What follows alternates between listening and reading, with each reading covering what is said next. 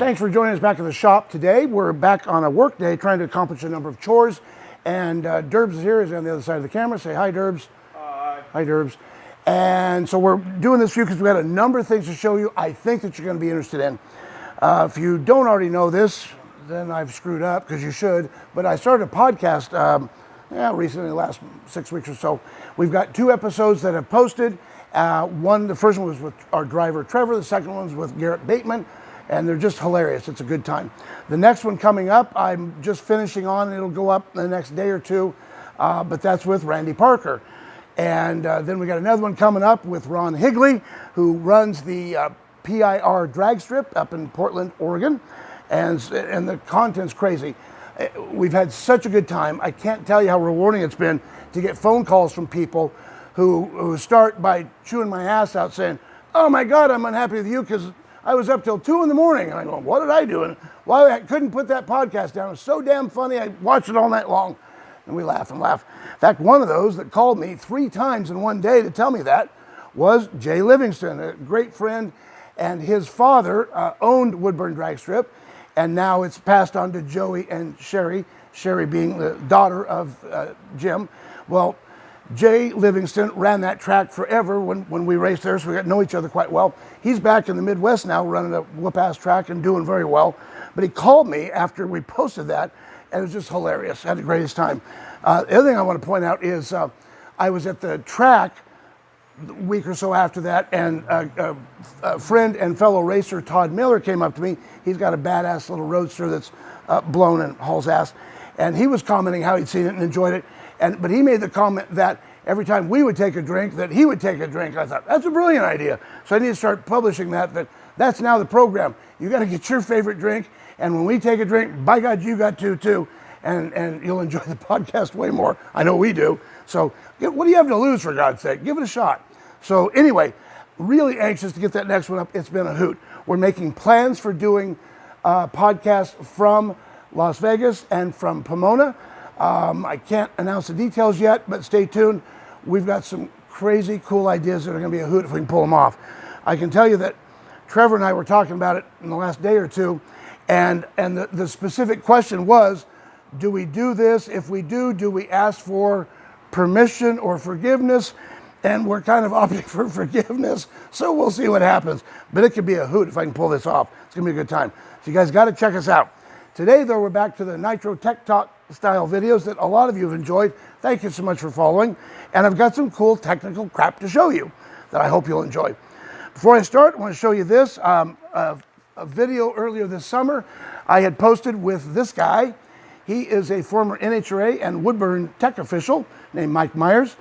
And I did a video with him up at Keith McCurdy's father's celebration of life. That's a mouthful, up in Portland area. Anyway, I told the story about how he had raced his car back in 1971. He had sold it, and then just a few years ago, at a much advanced age and hopefully wisdom, he was able to locate it and get it back. So we went out to help him run that car. And like every other new car, we had new car challenges. A new car is a major pain in the ass. It never works right. You just got to work through stuff. My point is, he was so excited after that outing that his local newspaper up where he lives in, I think it's Vancouver, right over the river there, called the Columbian, did this huge write-up on him. And I thought, God, what do I have to do? Good Lord. Because he's now a rock star hero in this newspaper, this big color article on him. And I thought, God, that's really cool. So I just want to show you all what he did, and we were a very minor part of that out at Woodburn a few weeks ago. It was a good time, and he got a nice write-up. God bless him. Mike's a good guy, really good guy. Now, back to the technical stuff. Here we go. So we ran this car at Woodburn Fall Classic in the middle end of September. Now we're getting everything ready to go to Las Vegas, and the car, I'd made a number of got a number of things serviced so they were working correctly. Fuel pumps, magnetos, I'll show you more about that in a minute. And so we expected the car to do well. There were a couple mistakes, but on the last lap, the car showed tremendous promise. It hasn't shown in a long time. That motor snapped up to 5,000, stayed there, and it ran great. Really pleased. Now it's time to get this thing ready to go for the next outing. And I want to show you one of the things we do is I take this BB hone, or what else to call it, and I hit these cylinders with not a lot. We've just done one to see what it did. This one I have not done yet. So put that in, I'll show you here real quick. That just doesn't take a lot, and that's just honing oil. Any oil will work. So hopefully you can hear me over that. But I'll do a few seconds in that direction. And then we'll do a few seconds in that direction. And that's about all it takes. So I'm going to wipe that out and see if I can show you what that did. Because the one to the left, number 3, will be our before. And this is number 5, the after, if you will. I'll show you what that does. Cleans it up really. It's not going to fix if you've got gouges, obviously. But just from the wear and tear of the pistons that do not have low tension rings, they are majorly high tension. And what it does. So yeah, come here, Chris. See if we can show this. So let's start with number 3 here. This is one that I have not done yet. So hopefully you can see the finish of that cylinder wall just a little bit. That's really hard to do, I know. But that's one I haven't done yet. Now we'll go to number 5. That's the one I just finished. Now, I might do that a little bit more, but I could leave it there too. It looks damn good. So as long as you don't have major gouges and screw-ups, it works really well. And so that's our routine now. So I want to show you that. So then we will put a rack in it and get it to go back together. I think that's all I'm going to show you on that today. But I got a bunch of cool stuff back here. Come on, follow me. I'll show you some cool stuff. Coincidentally, truly coincidentally, at this time, Chris, he's an LS guy. I'm not. I wouldn't know how to open the damn hood. But he's really good at this stuff. Well, he's got 2 whoop-ass Camaros. One is a 98 and the other's a 99. Okay, I can't even tell them apart. They're both red. But he's picked the best parts from each and bought a bunch of new, really expensive parts. And that is going to be his motor that goes in, I think the newer one that's a manual transmission, as I recall. But he's got his crankshaft there on the left, and then his block here. It's going to be a 383 that's making naturally aspirated about 600 horsepower. It's a really nice motor. The point is, we wanted to show you, to compare and contrast, that that is a whoop-ass motor in the LS world. But let's do some comparison, which isn't a word, but it sounds good. So there's his crankshaft that is a forged high-dollar crankshaft that's capable of making a lot of power. This, I'll get that to not fall over. Yeah, that would suck. Okay. This is one of the crankshafts that we have run. Here's another one, and the only difference, there's 2 differences, 3 differences, crap. Number 1, this has more counterweights on it. It's just super heavy, so it's a real smooth running and long lasting because there's a lot of meat there. But this is an older style. Notice what Chris has in his. He's got 1 keyway to drive the crank gear. Well, when we started, that's what all the factory Hemis were, was one keyway. We started with 2, but we still welded stuff together. So we went to 4, which this has, and we still welded stuff together. Keeping in mind, we weld all that crap together, and there's no damn blower pulley on it. It's nuts. So the ultimate solution was this. We go to spline, and it solved the problem. To try to get the gear off of this keyed one will take a massive puller, a lot of heat, and a lot of cursing. To pull the gear off of a splined one that has been run is that. So it's just awesome how easy it is. You can find the right place. So that solved our problem. I think I've got that hub up here, Chris, that watch that motor. Sorry. This isn't very photogenic, but I want to show you what I was talking about. Here is a titanium hub, 2 keyway hub from the early days of my racing. But that's titanium. It would go on that billet steel crankshaft with 2 keyways. This is what it did in 5 seconds.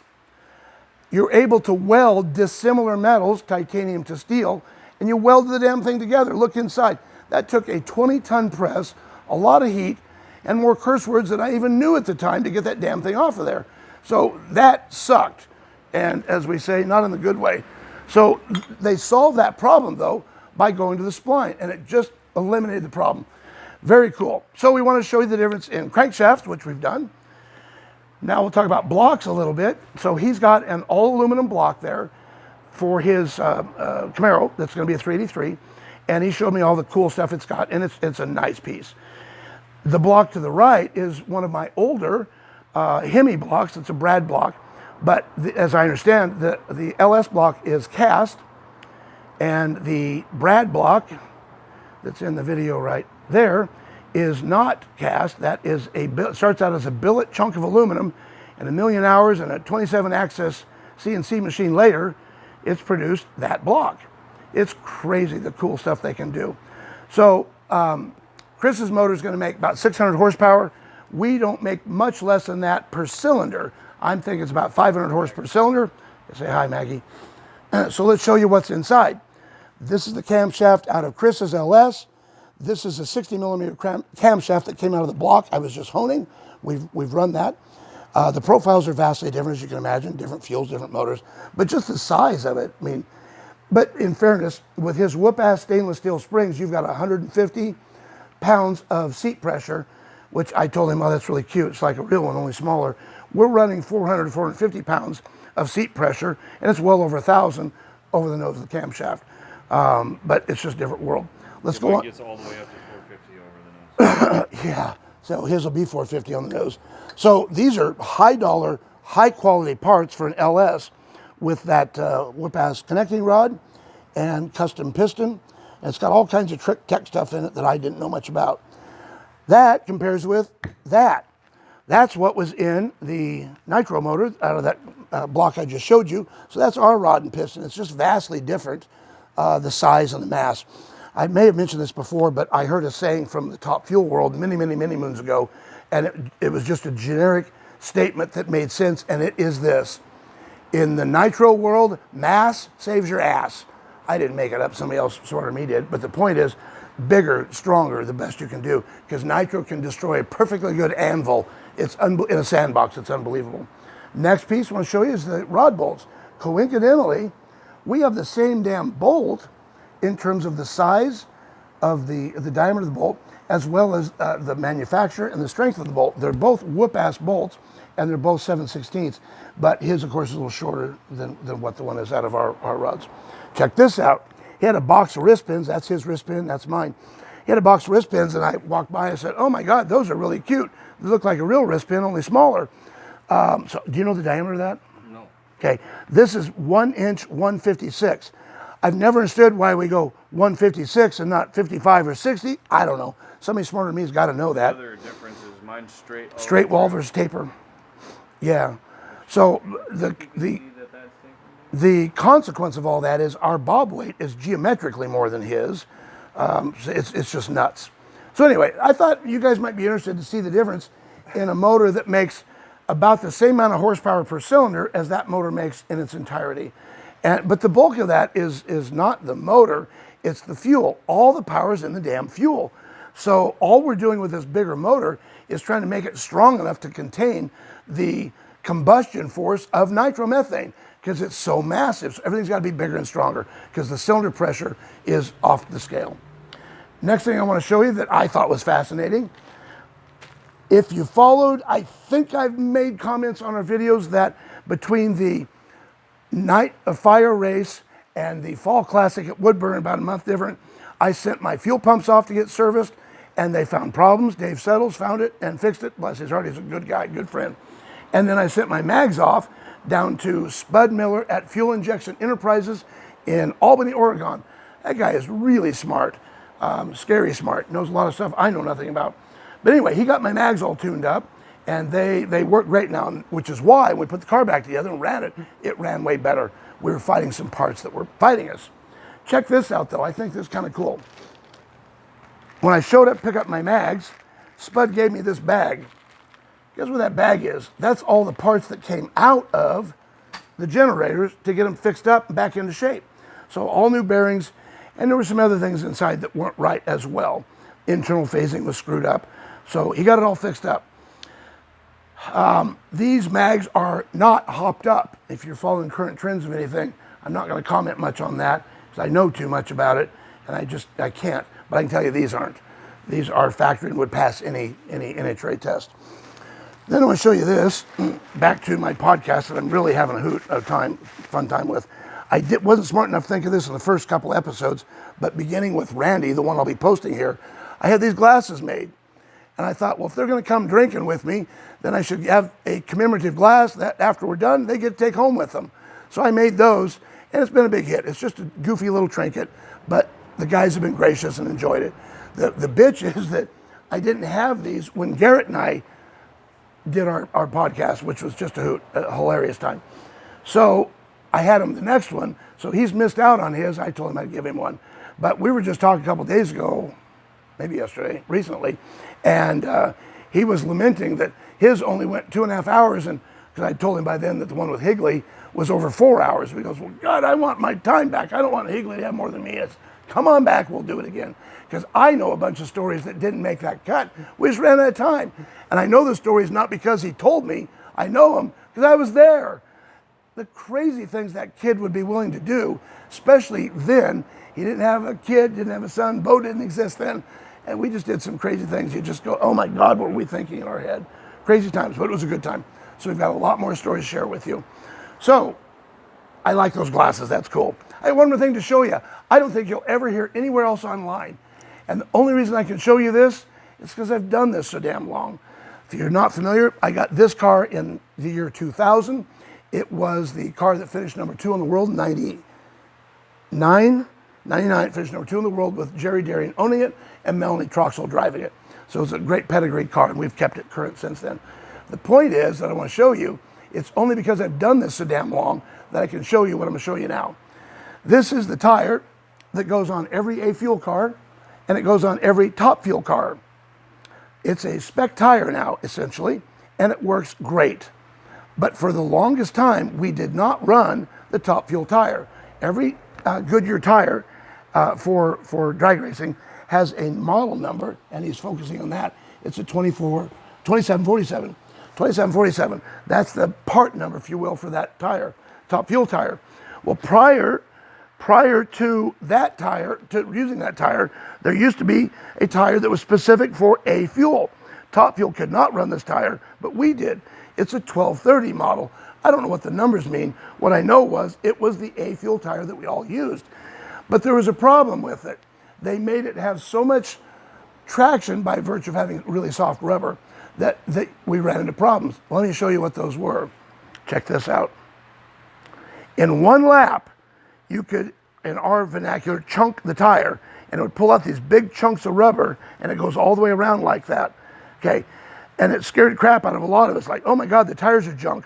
Well, you could run them, and by the way, sidebar, I'm not talking about these cracks here. This is from sitting out in the weather forever out back, but the chunking is the issue, and I'll tell you why it did it and what the fix was. But this is 1230. So what happens was that when you had a really good prepared racetrack, it was so sticky between the racetrack surface and the tread that there was more traction adhesion between the rubber and the track than there was between the rubber and the core of the tire. So it just pulled chunks of rubber out and fling them everywhere. You can see all this crap going everywhere. It's crazy. And so it basically ruined the tire. So what was their solution? Goodyear's solution at the time was to come up with a new tire called the 2540. And that would not chunk. That's the good news. The bad news, it was really hard to not smoke tires. All they did was make it harder so it wouldn't chunk. But you couldn't accelerate hard. So we go, man, I'd rather have the chunking tires back than that. So we went back to the 1230 for a little while. Somewhere around that time, and I'm estimating, so I haven't done the homework, but about 10, 12 years ago is when this happened, so it wasn't recently. The Goodyear technical folks figured out what was doing that, and it was more than just the softness of the compound. Check this out. Notice how squared this edge is. It's almost a sharp edge right there, okay? That is what was causing the problem, according to the Goodyear engineers. Here's a top fuel tire. Notice it's all rounded off. It does not have that squared off edge here. What I was told, pardon me, what I was told was that with that extra rubber there, it would allow the tire to retain more heat. And that was the heat that was causing the problem and causing all the chunks to come out, in addition to the rubber being soft. Once we went to this tire that was speed rated for top fuel, we don't go that fast, but it would check the box for us. It was safe enough for us. But because it got rid of that and whatever they did to the compound, it solved the problem. How long do tires last? I get asked that frequently. Well, guess what, sports fans? These tires have gone 2 seasons for us. I've got another set in the trailer that we've just scrubbed in, brand new set. But I haven't had a problem with them smoking the tires or the 60-foot times going away, so we put them back on. We're probably going to retire them now because I don't know what else you could ask for them to do. They've been fantastic, but if you treat them right, they'll last a long time. What they don't like is sunlight You can't leave them out in the sun, and we don't even want fluorescent lights on them. So, but it's rare that they're in the sun, only when we run the car. And we turn the lights off, so it lasts a long time. So that's what I wanted to show you. We got a bunch of parts here that we're putting together, 2 motors. That's when we heard it would burn. So we'll be putting together 2 motors to go to, yeah, you can see how wounded it was. That really sucked. That was a bad day. But the block backed by Mags the dog and the block I was working up front will both be going together. So we've got 2 motors for Vegas and Pomona. So that's what's happening in the shop today. Thought y'all might be interested in some of that. And so join us next time. Maybe I'll talk to you about the fuel pumps and what they did and what they're capable of. You might be interested in that too. We'll save that for next time. So please do us a favor and like this. It helps us to promote this to other folks who might be interested. Subscribe if you'd be so kind. If we've been good enough to earn your trust, I'd be grateful if you'd subscribe. Tell somebody else, share it. It'll help you and help us. Thank you for following us. Really appreciate your time. You can be anywhere, but you're here with us. Thank you, man. Take care.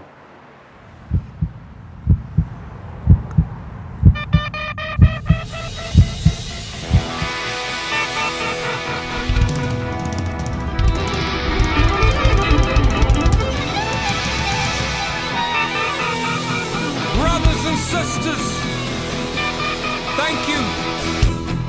Thank you so much. We have come so far, yet we have so very far to come. Prejudice should not exist.